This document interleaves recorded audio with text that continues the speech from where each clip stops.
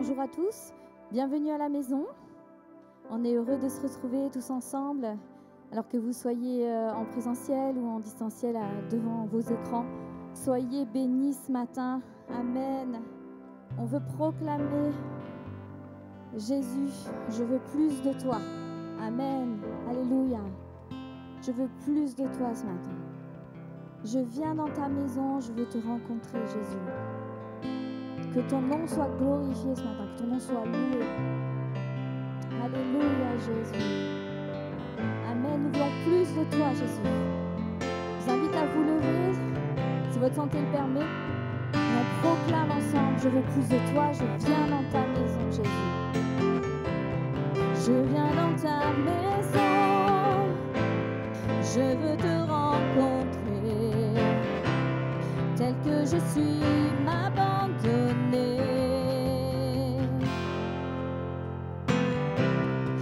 Alors que nous chantons, ton esprit me remplit. Mon âme est libérée. Amen, je viens dans ta maison. Je viens dans ta maison.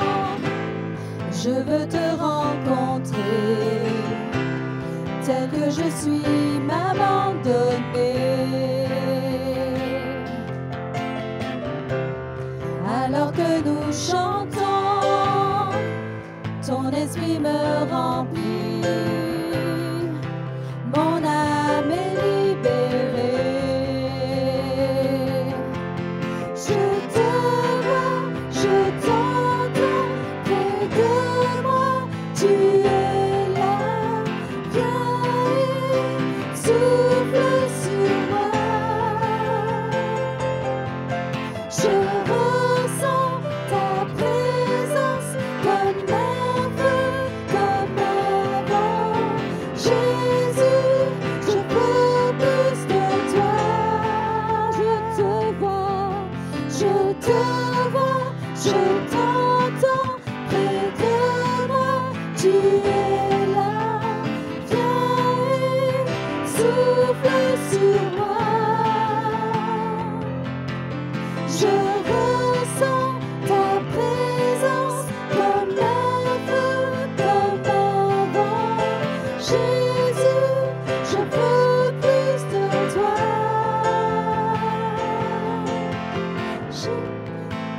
Alléluia, Jésus. Je veux vraiment proclamer, je viens dans ta maison, je veux te rencontrer. Je veux m'abandonner. Je veux te laisser me remplir de ton esprit. Mon âme est libérée ce matin. Amen. C'est une matinée de libération.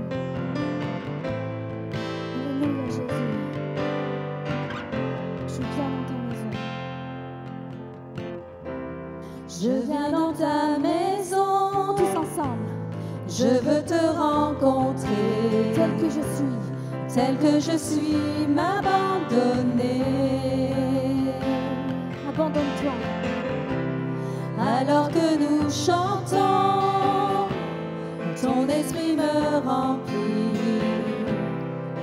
Mon âme est libérée. Je te vois. Je te vois, je t'entends près de moi. Tu es là, viens et souffle sur moi. Je ressens ta présence comme un feu, comme un vent.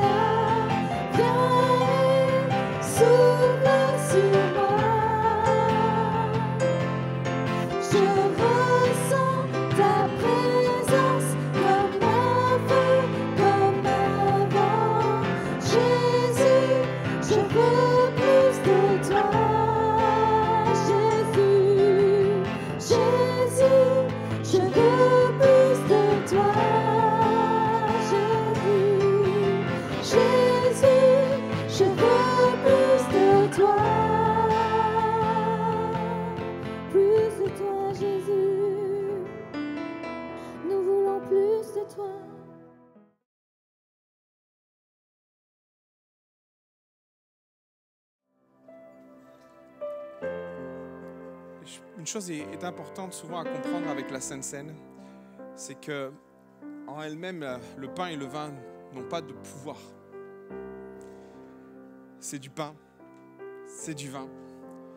Il n'y a pas de choses magiques qui vont se prendre lorsqu'on va prendre le pain et le vin.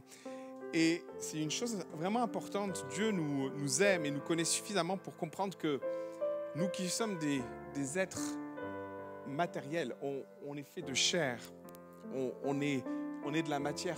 Pour comprendre bien des choses spirituelles, lui qui est Dieu esprit, il a compris, Dieu sait combien nous avons besoin de vivre matériellement les choses.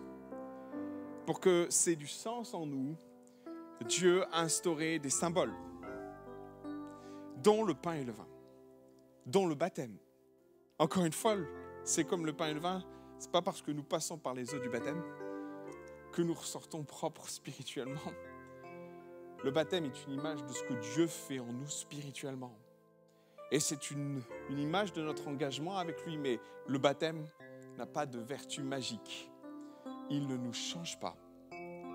Maintenant, la décision de prendre le baptême, le cheminement spirituel derrière, oui. Le pain et le vin, c'est la même chose. Il n'y a pas de formule magique, il n'y a pas de choses bizarres qui doivent se passer, si ce n'est nous qui avons besoin de matérialiser les choses pour les vivre.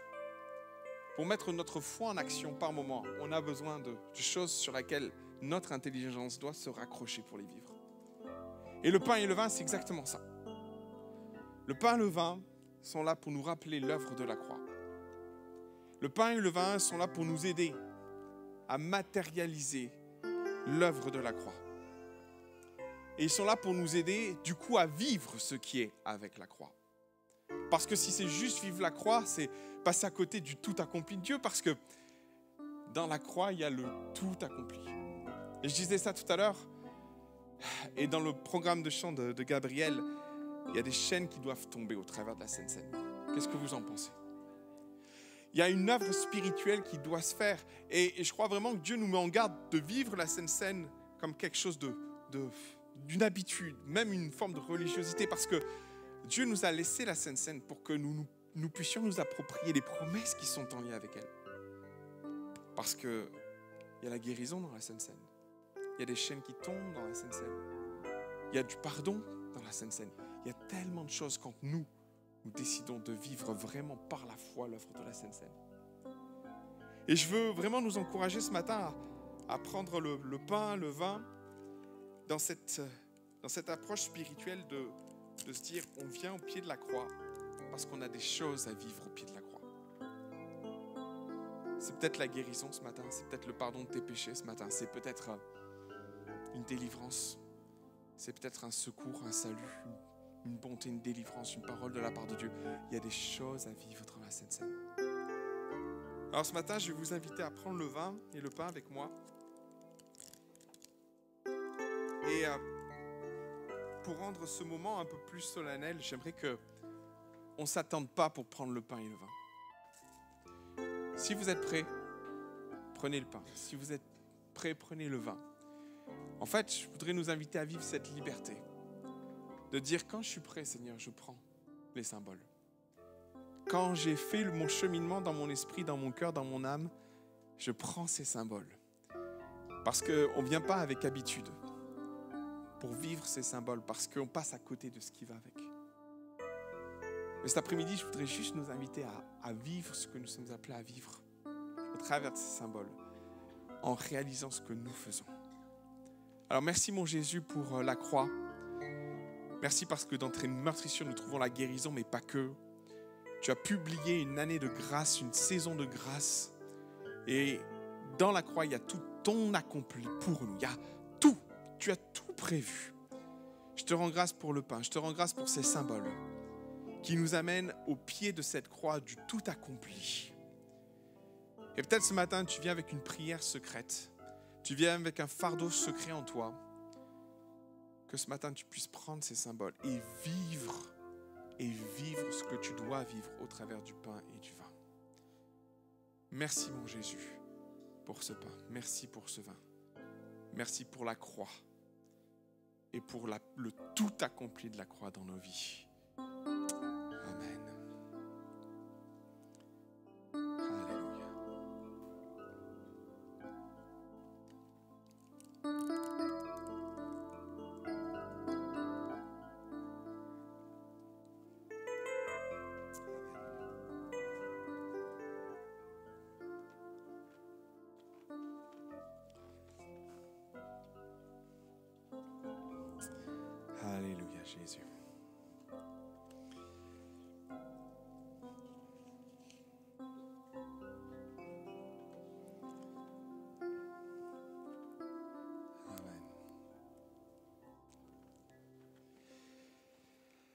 Gloire à Dieu. Amen. Vous allez bien?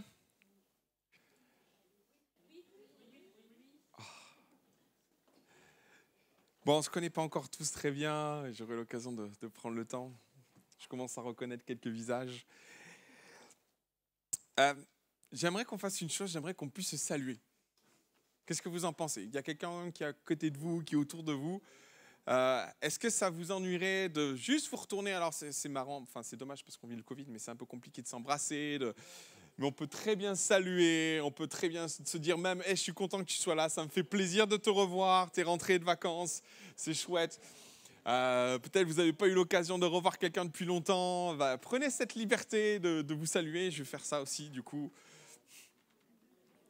Vous pouvez même vous lever, aller voir quelqu'un.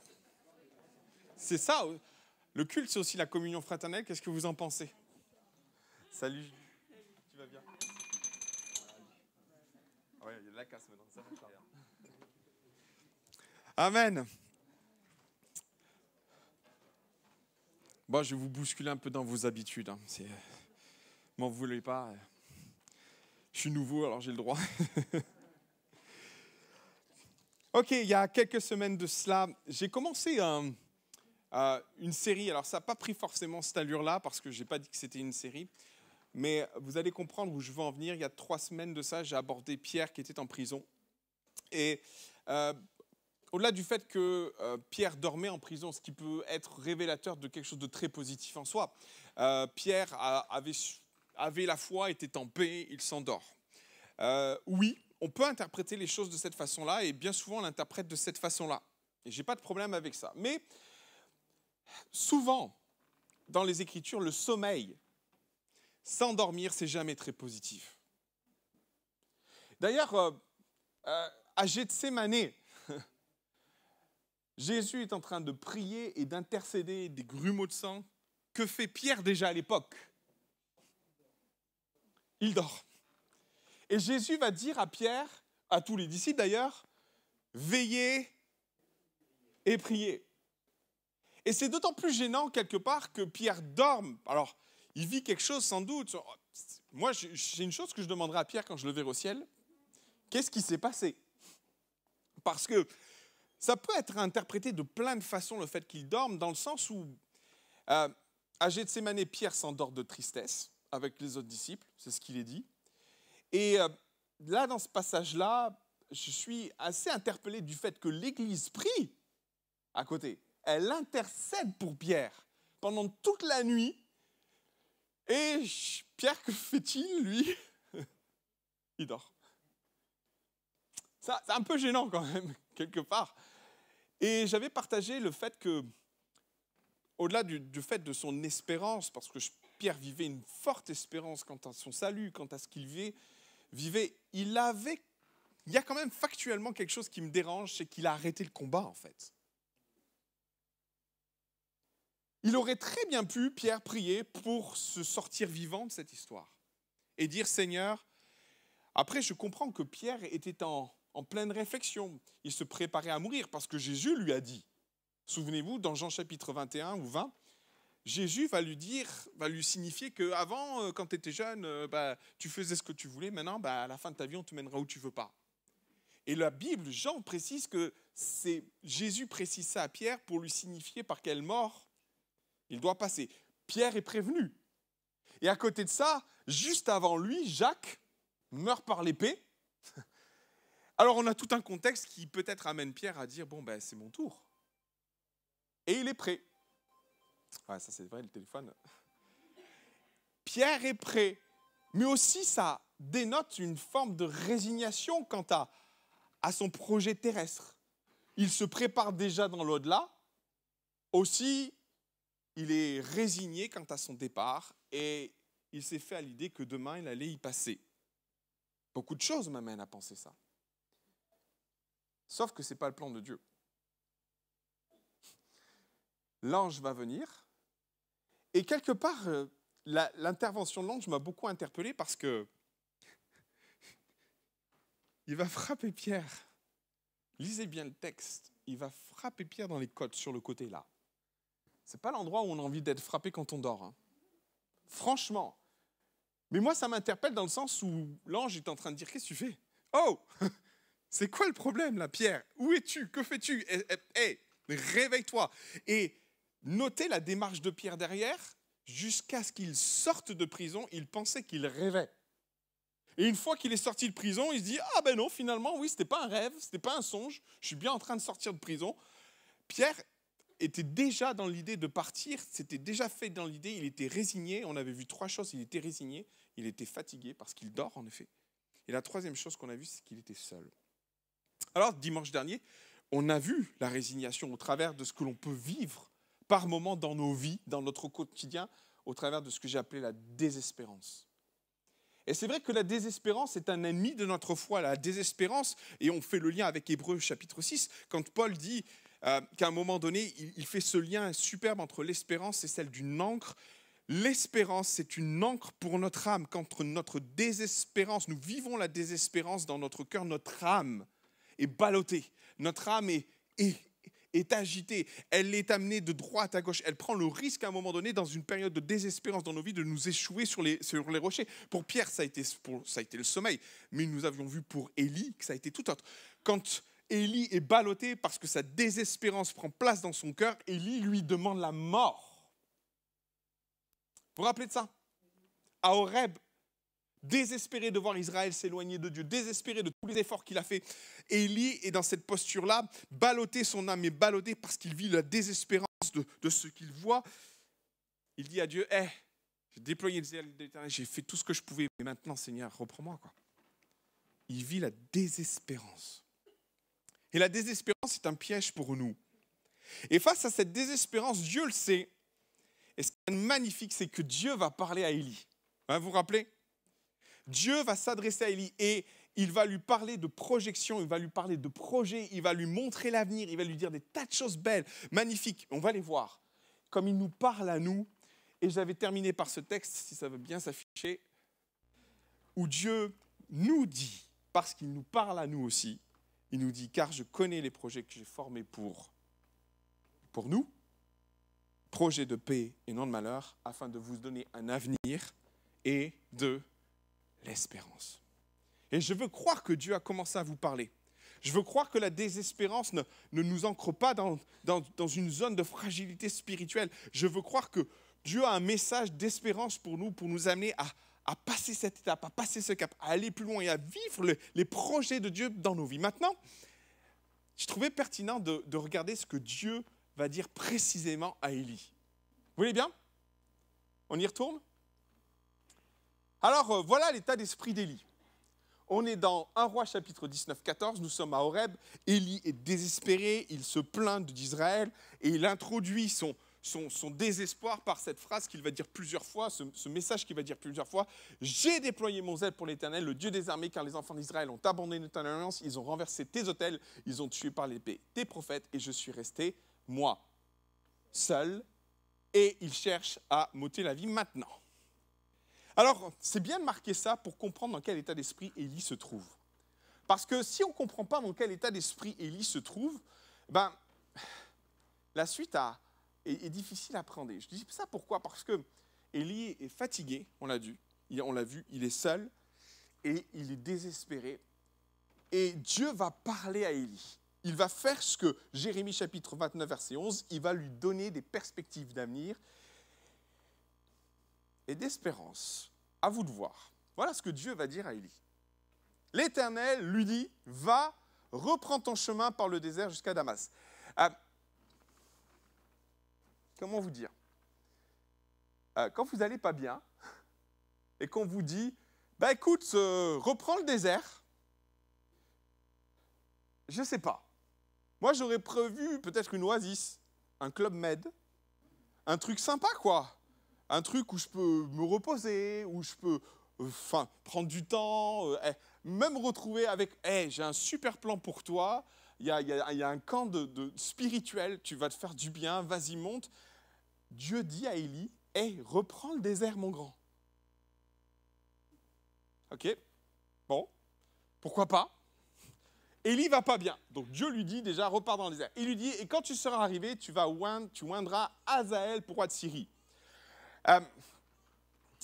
La Syrie, c'est l'un des pires ennemis d'Israël. Ok ?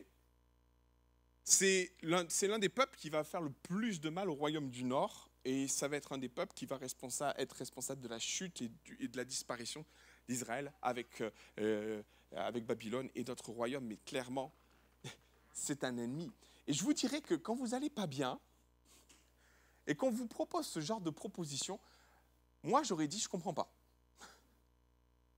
En fait, moi tant qu'à faire, si j'ai un ministère pour bénir, bah, je veux bénir mon peuple. Je veux faire quelque chose pour lui. Et on se rend compte que Dieu amène Élie dans des chemins de traverse, dans le désert d'une part, mais voir leurs propres ennemis. Un peuple, et si vous lisez bien la suite, parce que c'est vraiment violent, quand Hazaël va être mis en position d'autorité, le prophète va prophétiser sur lui, va lui dire « Tu vas faire tellement de mal à Israël ». Des perspectives d'avenir, de bonheur.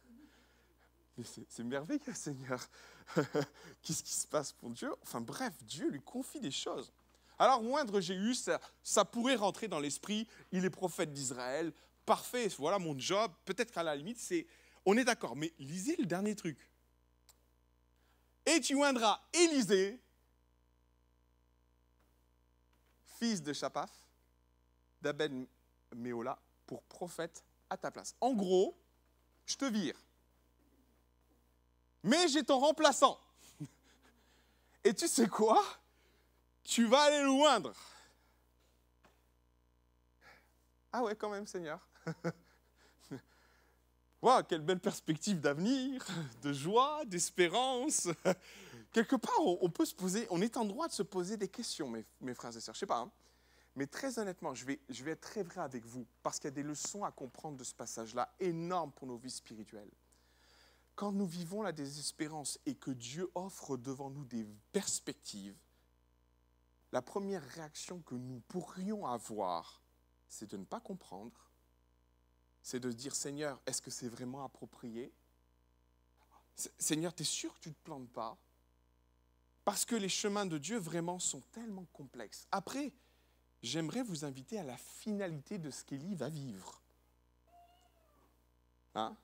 Le chariot de feu, hein? On est d'accord, hein? Et face aux perspectives que Dieu met devant nous, bien souvent, les finalités sont cachées. Alors, permettez-moi de vous donner des conseils. Je vais me permettre parce que... vignette suivante, s'il te plaît. Quelques conseils, quelques enseignements. Face aux réponses que Dieu peut nous donner, face à la réponse que tu as pu recevoir dans ta désespérance, tu peux être déconcerté. Oui. Parce que, Seigneur, je ne comprends pas. Parce que tu m'envoies quelque part où enfin, ça sort tellement de ce qu'on pensait. Dieu, vraiment par moments, nous déconcerte par les réponses qu'il nous donne et sur quel terrain il nous amène. Mais Seigneur, t'es vraiment sûr? Tu as vu dans quel état je suis? Tu me demandes d'aller voir le roi de Syrie. Et puis tu me demandes de passer par le désert. Et puis en plus, tu me dis que, voilà, c'est fini. Il y a de quoi être déconcerté. Et je peux t'assurer d'une chose. Les réponses de Dieu nous déconcertent souvent. Ok, pour autant, et ça c'est mon conseil, ne te précipite pas. Parce qu'en fonction de ce qu'on vit et de l'interprétation qu'on va avoir de ces perspectives, on peut aller très vite et dire « Seigneur, je n'ai pas bien compris ». Ou même dire « Seigneur, peut-être que c'est pour quelqu'un d'autre ». Ou même « Seigneur, écoute, on prophétise tous imparfaitement, ou on reçoit tous imparfaitement, ou partiellement. » Et en arriver au fond à dire « Tu vois, ta proposition, Seigneur, je la rejette. » Alors c'est mon troisième conseil. Va pas trop vite. Réfléchis et prie. Parce que c'est ce qu'Élie va faire. La Bible ne le dit pas comme ça, mais Élie va réfléchir. Et je vais vous le prouver dans quelques instants qu'Élie va réfléchir par rapport à ces trois éléments. Parce que si on va trop vite, on peut passer à côté des projets de paix, des projets de joie, des projets d'abondance, et je vous le souhaite, du chariot de feu. Ne te précipite pas, réfléchis, prie. Parce que dans ce que Dieu nous dit, dans tout ce que Dieu nous dit, si de prime abord, ça nous déconcerte, j'aimerais vous dire que la promesse demeure. Il a des projets de paix, d'espérance. Et si de prime abord on ne comprend pas, si de prime abord nous sommes déconcertés face aux perspectives que Dieu met devant nous, sois assuré de la finalité. Amen.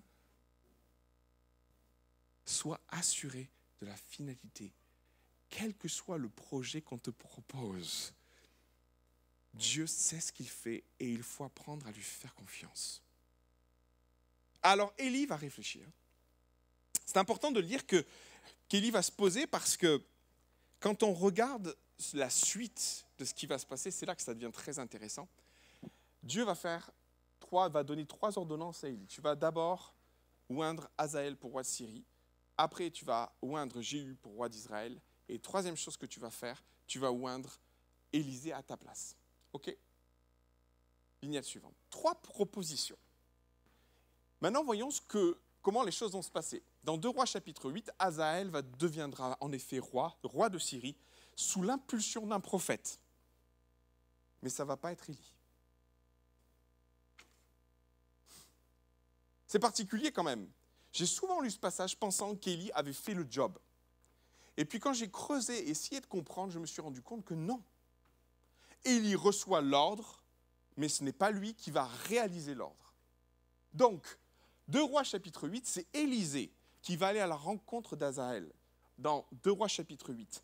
Et Élisée va parler en cœur à cœur avec Hazaël et va lui dire « Tu vas devenir le roi d'une nation qui va détruire mon peuple ». Il va lui dire, et il va le dire avec larmes. Lisez ce texte, c'est d'une violence extrême où il décrit les situations où il dit que tu vas tuer, tu vas ouvrir le ventre des femmes enceintes. Il est en pleurs, Élisée, quand il est en train de dire ces choses. Mais pour autant, ce n'est pas Élie qui va les dire, c'est Élisée. La deuxième chose, le deuxième ordonnance que Dieu va donner à Élie, il va lui dire, va oindre Jéhu pour être roi d'Israël. Et là encore, si Élie reçoit l'ordre, celui qui va oindre Jéhu, ce n'est même pas Élie, ce n'est pas Élisée, c'est un des fils de prophètes qui va aller oindre Jéhu sous l'ordre et l'impulsion d'Élisée. Alors là, on passe un cap encore. C'est même plus un ordre direct, c'est Élie qui le dit à Élie, et c'est Élie qui le dit à Élisée, et Élisée le dit à un fils de prophète, et le fils de prophète va faire le job. Vous me suivez? Et finalement, la seule chose qu'Élie va faire, c'est d'aller oindre Élisée. Et c'est là que ça m'interpelle et c'est là que je peux dire qu'Élie a réfléchi. Élie est quelqu'un d'assez impulsif. Et vous voyez, il est dans l'action-réaction. Dieu lui dit de faire une chose, il le fait. Boum. Il va voir Akab, finit la pluie pendant 3 ans, boum. Quand il lui dit, quand il voit les prophètes de Baal, qu'il les challenge un petit peu, on sent une... Élie, c'est un nerveux. Hein. On sent qu'Élie, il a un sacré zèle. Et à côté de ça, dans ce passage-là, alors qu'Élie fait les choses dans la foulée sans forcément trop réfléchir, quand Dieu lui donne 3 ordonnances, sur les 3, il ne va en faire qu'une et il va faire le choix d'aller chercher son remplaçant quand même.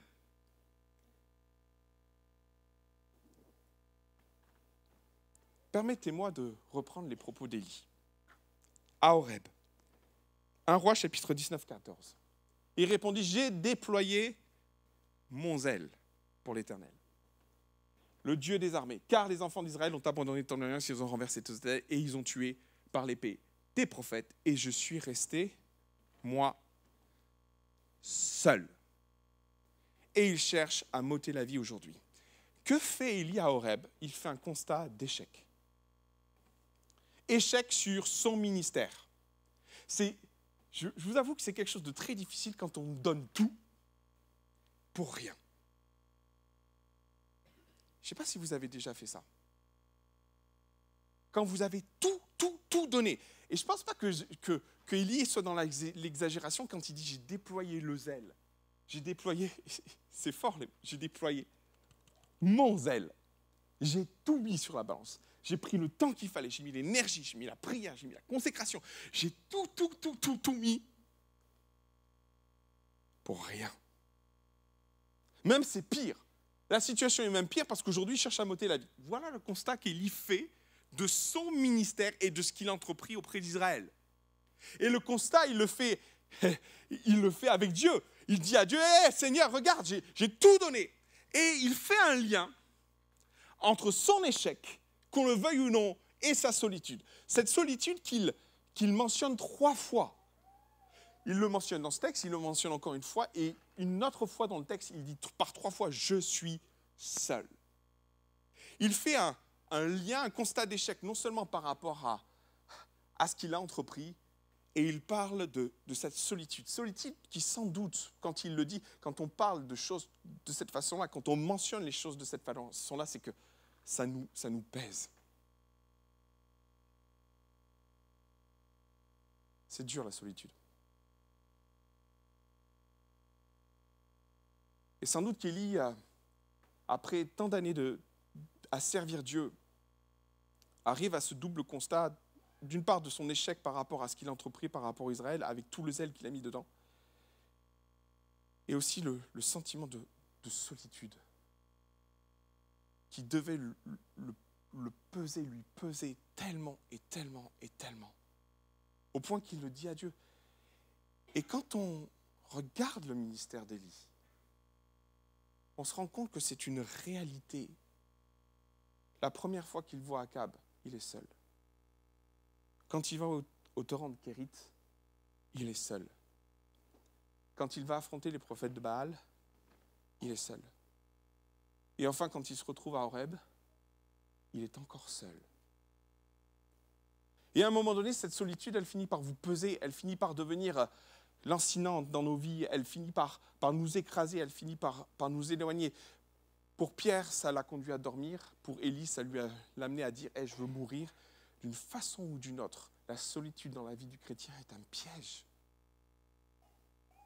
Et pour être vrai, le Covid a fait beaucoup de mal à l'Église parce qu'elle nous a distancés les uns des autres, elle nous a éloignés les uns des autres. Je ne dis pas qu'il ne fallait pas le faire.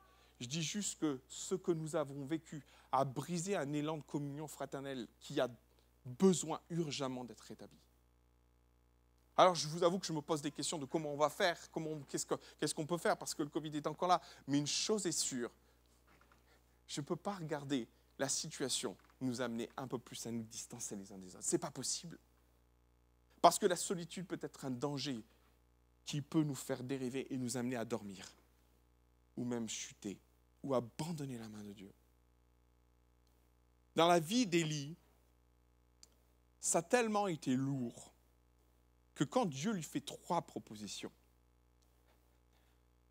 va oindre Hazaël, va oindre Jéhu, va chercher ton successeur, des 3, il va aller choisir celui dont il avait le plus besoin. Hein? Ça s'appelle prioriser. Il va prioriser. Et vous savez, moi j'ai compris une chose avec Dieu, c'est que Dieu aime que nous réfléchissions. Il n'aime pas des gens qui obéissent bêtes et méchants. Ce n'est pas ce que Dieu veut. Et Dieu ne va jamais reprocher à Élisée d'avoir fait les choses à sa sauce. Hein. Jamais. La preuve en est, c'est qu'il l'attend avec un chariot de feu. C'est le seul. Hein. Ah, Jésus, lui, il a pris l'ascenseur céleste. Élie, quand même, il a eu droit à un chariot de feu. Et ce qui m'amène à dire que Dieu aime que nous réfléchissions. Et très honnêtement, quand Dieu lui fait les 3 propositions, qui semblent quand même un peu bizarres, hein, je vous l'accorde, qui nous déconcertent peut-être de prime abord, avec réflexion, Élie il a dû se dire, il y a un bon plan là-dedans.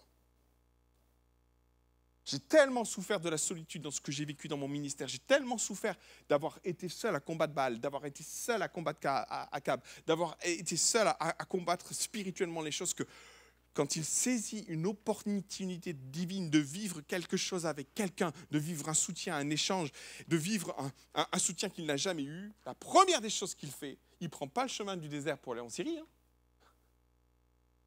Il va chercher Élisée. Il est tellement en souffrance qu'il va chercher Élisée.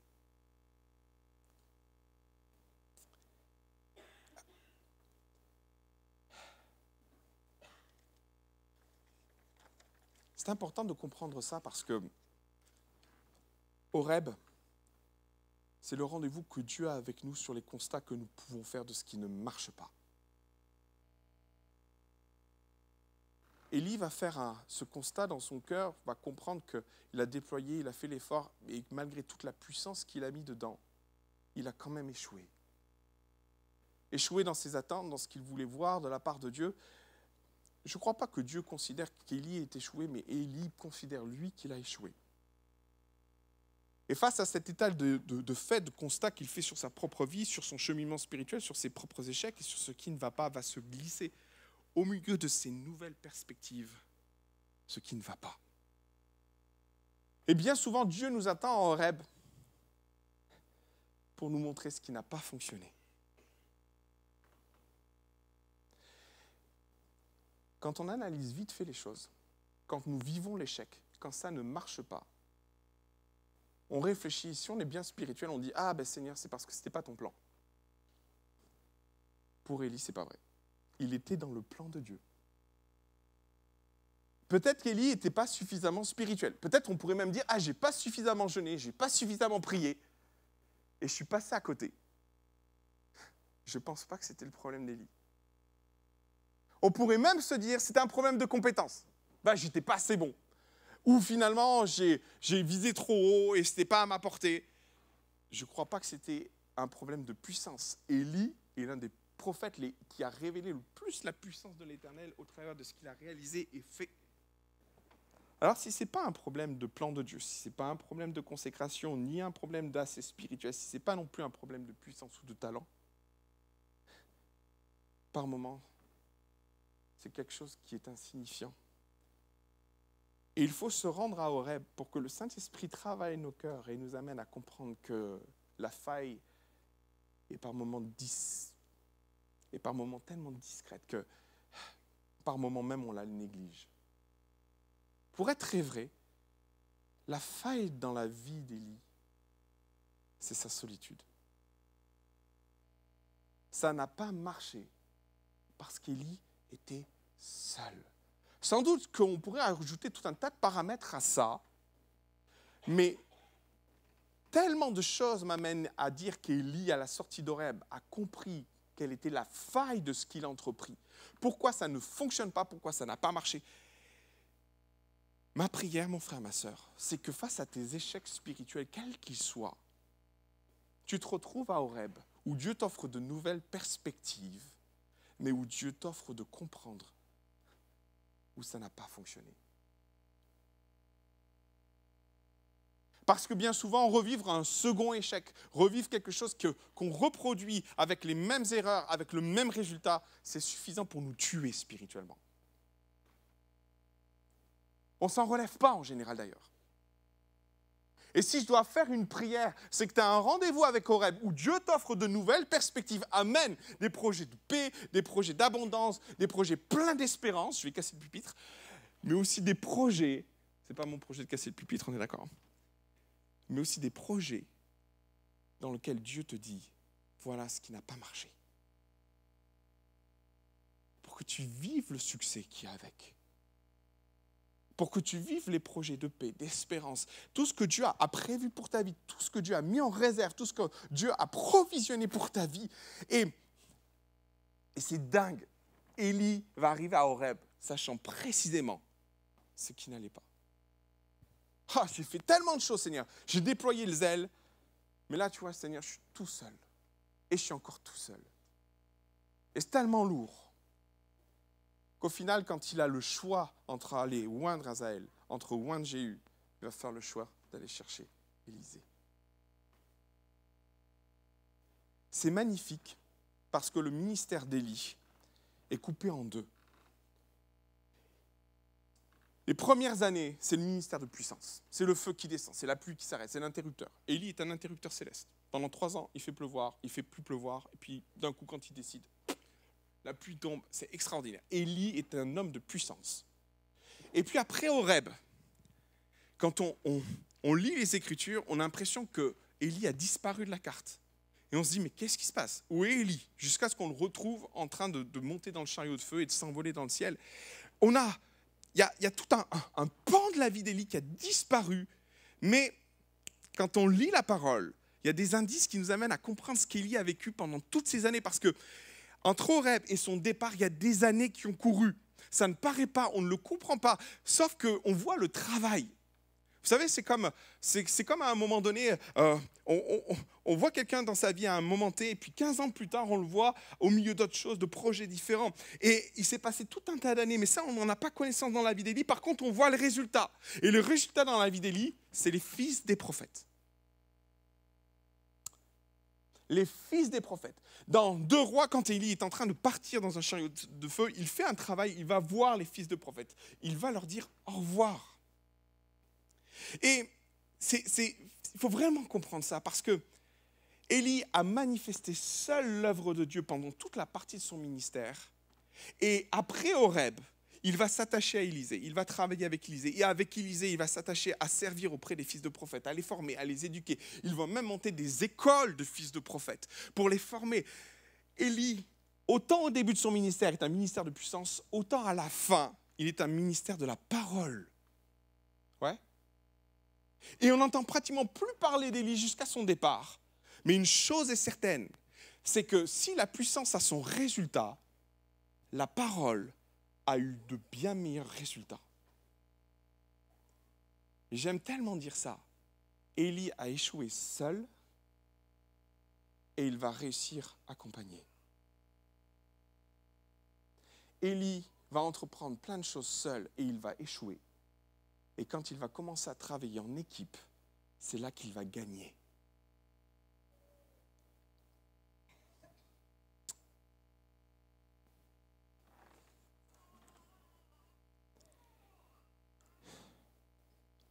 C'est pas facile de travailler en équipe.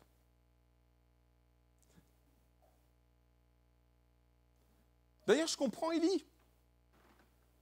Parce qu'Élie veut aller vite. Non ? Il veut voir le peuple retourner vers Dieu. Aussi, il manifeste une puissance extraordinaire au travers des miracles qu'il va entreprendre, à travers le fait d'arrêter la pluie. Il va être nourri par des corbeaux au torrent de Kérit. Il va faire descendre le feu auprès des prophètes de Baal. Il va remporter de grandes victoires, manifester la puissance, mais il va faire ça tout seul, dans l'unique espoir de voir Israël retourner vers Dieu. Et le constat va être l'échec. J'ai échoué, j'ai déployé le zèle de Tél, ça n'a rien changé, ça n'a rien fait. Et derrière, Élie prend le contre-pied de ça et décide de dire, il y a quelque chose que je n'ai pas compris, il faut que je fonctionne différemment. Et Élie change de vitesse. Celui qui était fougueux, celui qui voulait voir les choses, se pose. Prend le temps, va chercher Élisée, va former Élisée pendant des années. On ne le sait pas, mais on comprend qu'il va s'établir une grande complicité entre Élie et Élisée. Ça prend du temps. Former les fils des prophètes, ça a pris des années et des années. On voit le résultat, mais ce n'est pas de l'instantanéité. Et bien souvent, mes frères et sœurs, ce qui nous empêche de travailler en équipe, c'est parce qu'on veut aller vite. C'est vrai, non ? Le temps d'expliquer à la personne ce qu'elle doit faire, nous, on l'aurait fait en une demi-heure. Tandis que très honnêtement, si on doit prendre le temps d'expliquer à la personne, alors il faut se voir, et puis il faut prendre le temps, il faut expliquer les choses. Et puis une fois que c'est fait, il faut que la personne se plante au moins une fois, voire 2 fois. Et puis ça va se mettre en place. Et puis ce qu'on peut faire en une demi-heure, c'est fait en 3 jours en équipe. Qu'est-ce que vous en pensez ? Le travail en équipe, c'est long. Et même par moments, les circonstances pourraient nous amener à nous décourager de travailler en équipe. Réfléchissez un instant. On est tellement bon tout seul, en fait. Quand on fait les choses, c'est fait comme on veut les faire, en fait, n'est-ce pas ? Non ? Alors quand on va confier quelque chose à quelqu'un, ça ne sera pas tout à fait ce qu'on attend. D'ailleurs, on en arrive à dire, on n'est jamais mieux servi que par... On est d'accord. C'est tout le défi du travail en équipe, mes frères et sœurs. Le travail en équipe nous challenge sur le résultat attendu. Au point qu'à un moment donné, on peut être très déçu du résultat que ça a amené en travaillant en équipe, au point de dire, c'est bon, travailler en équipe, c'est bon pour moi. Allez, ciao. C'est bon pour moi. Ouais ? On se dit les vraies choses là, hein?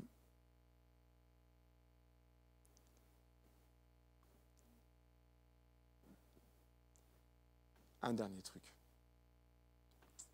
Élisée, c'est le choix de Dieu. Ok? Dieu n'a pas laissé le choix à Élie.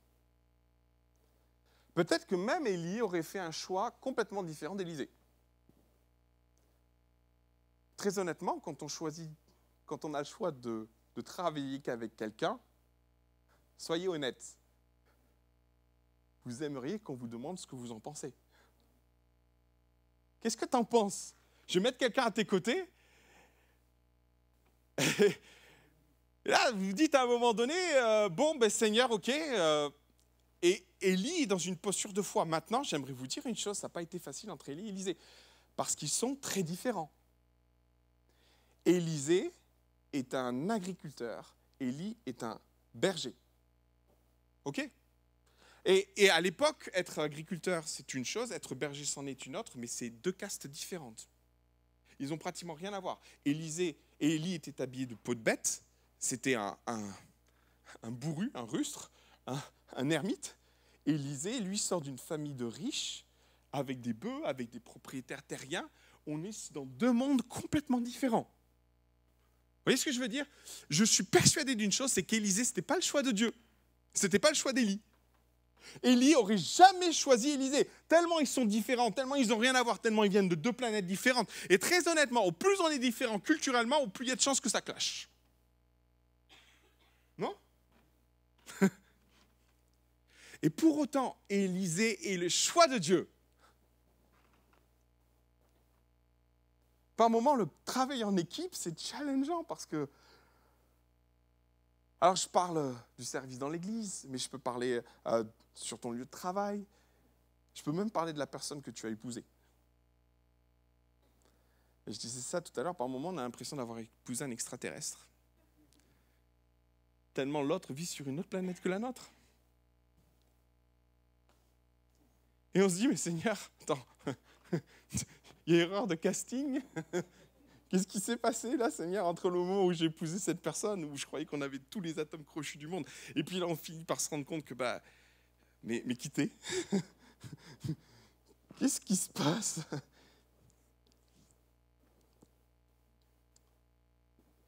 Maintenant, je vais vous dire une vérité spirituelle qu'on entend trop rarement dans l'Église.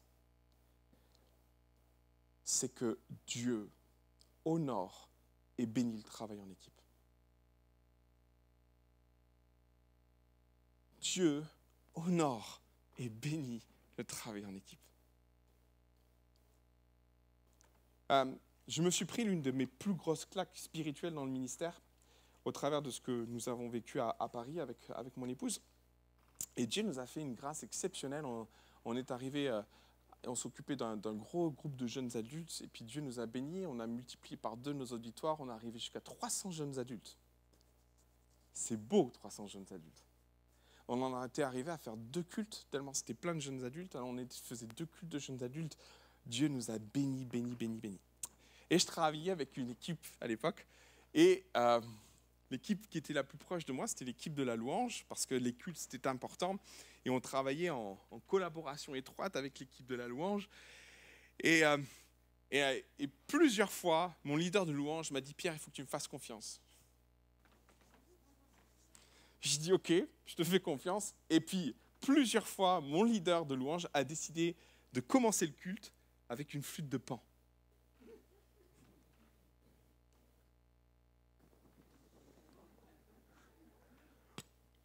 Je casse le micro. On est sur un public de jeunes adultes, entre 20 et 35 ans. Et le premier chant, j'étais fou sur ma chaise. Je me disais, mais attention, les jeunes adultes, ils aiment que ça bouge, que ça rythme, que ça envoie du lourd, grosse guitare, grosse batterie. Oh, j'étais fou.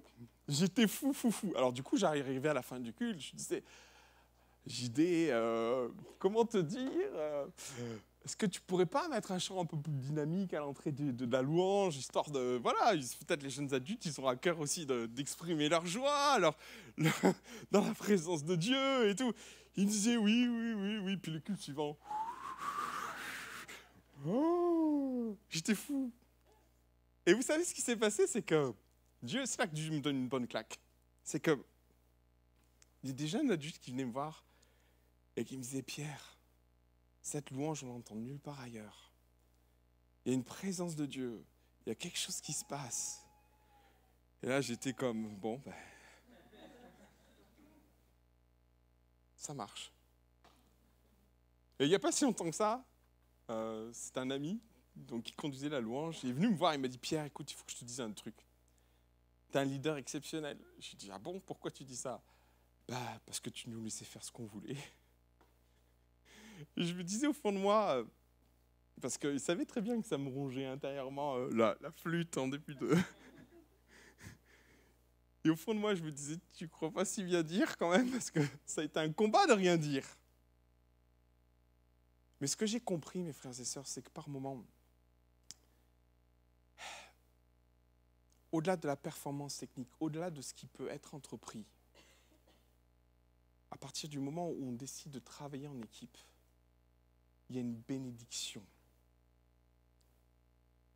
Et ça, c'est complètement irrationnel ce que je suis en train de dire. Parce que quand on pose tout ensemble, moi j'aurais démarré, j'allais être très stratégique dans mon programme de louange, j'allais entreprendre des choses, j'allais faire plein de trucs, mais c'est complètement irrationnel ce que je suis en train de dire, mais Dieu honore et bénit le travail en équipe.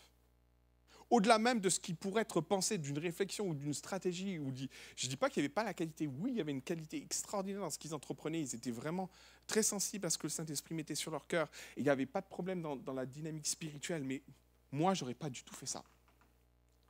Et j'ai compris une chose, et Dieu un jour m'a pris, il m'a dit, Pierre, si tu mets la main là-dedans, j'enlève tout le reste.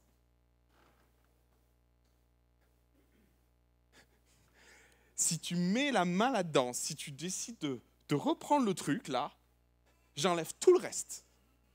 Parce que tu passes à côté du petit machin qui fait que la bénédiction vient. Vous savez le rendez-vous que Dieu a avec nous pour nous dire quels détails nous échappent. Et par moments, ça prend des choses comme ça. Ce n'est pas un problème de spiritualité, ce n'est pas un problème de foi, ce n'est même pas un problème de consécration, ce n'est pas un problème de puissance. C'est juste que Dieu décide de bénir dans le travail de l'équipe. C'est juste que Dieu décide de dire, il y a quelque chose de complètement irrationnel dans ce que je suis en train de dire. Mais je suis convaincu d'une chose, c'est parce qu'on fait le choix de se confronter à cette réalité, des choix des uns et des autres, de travailler en équipe avec tout ce que ça comporte, avec les difficultés, avec la lenteur que ça amène, avec les problématiques de compréhension, avec le travail de communication qu'on met en place. Dieu dit, je bénis ça. Je le bénis. Et Élie l'a compris. Après des années de ministère tout seul, il a dit, plus jamais seul. Je prends Élisée avec moi, très bien. On forme des fils de prophètes. Aussi, on arrive à l'expression de la réussite d'Élisée et d'Élie, au travers du fait qu'Élie reçoit une prophétie. Il va oindre Élisée, Élisée va oindre Jéhu, et Jéhu, et le serviteur d'Élisée, le fils de prophète, va aller oindre Jéhu, et Élisée, lui, va aller oindre le futur roi de Syrie. C'est extraordinaire ce qui se passe. Le gars qui a toujours travaillé tout seul décide de se plier aux exigences d'un travail d'équipe. Élie reçoit la prophétie, Élisée l'accomplit, et le fils de prophète l'accomplit à son tour. Il y a un sacré travail de communication intergénérationnelle, les amis. Mais pour autant, Élie va réussir.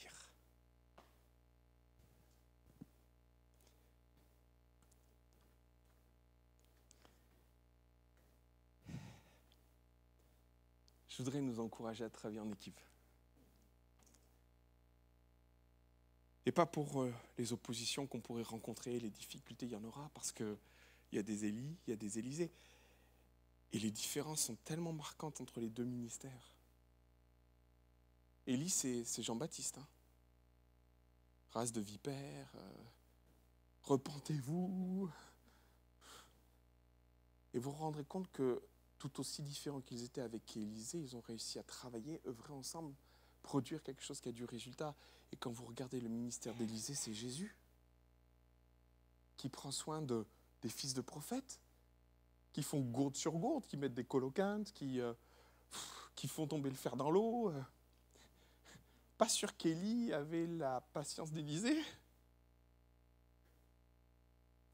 Pour autant, de ces deux-là, Dieu va faire émerger d'Israël ce que Élie n'a pas pu faire tout seul. Il va mettre une profondeur dans le pays d'Israël. Et Dieu va prophétiser d'ailleurs à ce sujet-là. On peut voir ça de plusieurs façons. Quand il va dire à Élie, je laisserai en Israël.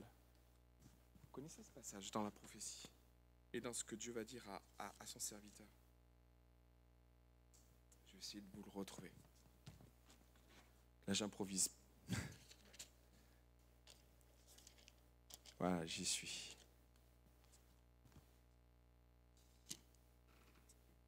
Il va dire à Élisée, il va dire à Élie, mais je laisserai, on est dans le futur, en Israël, 7000 hommes, tous ceux qui n'ont point fléchi le genou devant Baal et dont la bouche ne l'a point baisé.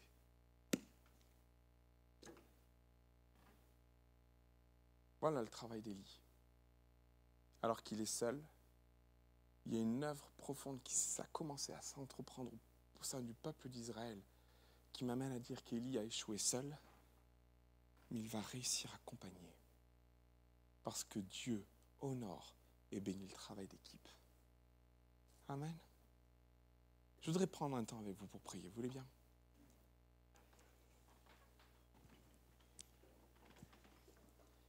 Et je voudrais prier pour, je ne vais pas faire un appel vraiment précis, mais peut-être cet après-midi au milieu de nous, il y a des amis qui sont à Horeb.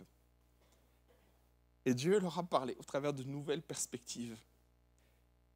Et comme j'ai dit tout à l'heure, par moments, on peut être déconcerté des perspectives que Dieu met devant nous. Et c'est ton cas. Tu ne comprends pas où Dieu veut en venir au travers de ce qu'il met devant toi. Ça te challenge parce que tu ne vois pas la logique qu'il y a à ça. Et même, ça semble rentrer en contradiction avec des projets de paix, des projets de bonheur et pas des projets de malheur, des perspectives d'avenir et d'espérance. Et Seigneur, tu as mis devant moi des projets que je ne comprends pas, dont je ne vois pas le sens et la portée dans ma vie. Et cet après-midi, je voudrais t'encourager à faire confiance à Dieu. Je voudrais t'encourager à faire confiance à Dieu. La deuxième chose que j'aimerais partager avec toi, c'est l'idée de travailler en équipe. C'est un défi parce que le travail en équipe, par moments, nous challenge aussi, tant par les personnes avec qui nous sommes, de par les difficultés que nous rencontrons, l'urgence d'avancer. Il y a tellement de choses qui nous amènent à passer à côté du travail d'équipe. Et je voudrais parler à ton cœur en te disant, et en martelant ça sur ton cœur, en te disant que Dieu honore et bénit le travail en équipe. Et si peut-être tu as vécu l'échec dans certains domaines de ta vie, c'est parce que peut-être tu n'as pas fait du travail en équipe ta priorité. Élie, à la sortie d'Horeb, va faire du travail en équipe sa priorité. Après avoir fait tomber le feu du ciel, après avoir arrêté la pluie, l'unique priorité qui était dans son esprit, ce n'était pas d'aller oindre Jéhu, ce n'était pas d'aller oindre l'autre roi, mais c'était d'aller chercher Élisée à ses côtés. Et la troisième chose que je voudrais mentionner dans ton cœur et dans ta vie cet après-midi, c'est le fait que Dieu nous attend à Horeb pour nous parler de ce qui ne marche pas. Et ça ne marche pas, et peut-être ça t'a parlé vis-à-vis du travail en commun, de la solitude, mais peut-être c'est bien autre chose. Et tu t'es remis tellement en question dans ce que tu as reçu de la part de Dieu par rapport à cette direction, par rapport à ta consécration, par rapport à ta prière, il y a tellement de choses qui font qu'à un moment donné, tu es venu argumenter avec Dieu sur les raisons pour lesquelles ça n'a pas marché. Et Dieu nous amène dans un tout autre terrain. Il nous dit, mais ce n'est pas ta consécration, ce n'est pas ta foi, ce n'est pas non plus la question du plan de Dieu. Non, tu fais fausse route. Il y a un point d'achoppement, une bascule spirituelle qui a besoin d'être révélé par le Saint-Esprit dans ton cœur. Et ça ne marche pas à miner ta vie, ça ne fonctionne pas, ça a miné ta vie spirituelle, tout ce que tu as entrepris jusqu'à présent. Et il y a une espèce d'appréhension qui s'est installée en toi. Et Dieu veut te dire, c'est fini ça. C'est fini. Parce que je vais parler à ton cœur. Et parce que je vais révéler le point de bascule dans ta vie. Alors c'est peut-être le travail en équipe. Mais ça peut être toute autre chose aujourd'hui. Alors mon frère, ma soeur, mon ami, j'aimerais te parler de la part de Dieu. Dieu a des projets de paix, d'avenir et d'espérance pour toi. Il n'a pas des projets de malheur. Il t'a donné rendez-vous à Horeb pour que tu comprennes ce qui n'a pas fonctionné, pour comprendre ce qui n'a pas marché, pour changer la donne, faire les bons choix, réfléchir, se poser, prier, embarquer dans un projet, mais peut-être différemment, moins d'impulsivité, juste réfléchir et entreprendre les choses comme il faut les entreprendre, faire comme Élie, faire le choix de ce qui est nécessaire pour vivre la réussite, entreprendre les projets comme tu veux que nous les entreprenions, parce que c'est peut-être le travail en équipe. Toi, Seigneur, tu honores et bénis le travail en équipe. Je prie pour la vie de mes frères et sœurs qui sont confrontés peut-être à un Élysée sur leur terrain de travail, à un Élysée sur leur champ missionnaire, sur leur service dans l'église. Quelqu'un qui est tellement différent de nous. Oh Seigneur, tu me challenges avec cette personne. Je prie, mon Dieu, que de cette union dans le service émergent des bénédictions inattendues. Merci, mon Jésus, parce que tu parles à nos cœurs encore aujourd'hui. Que ton nom soit loué et béni, Jésus. Amen et amen. Que Dieu vous bénisse abondamment.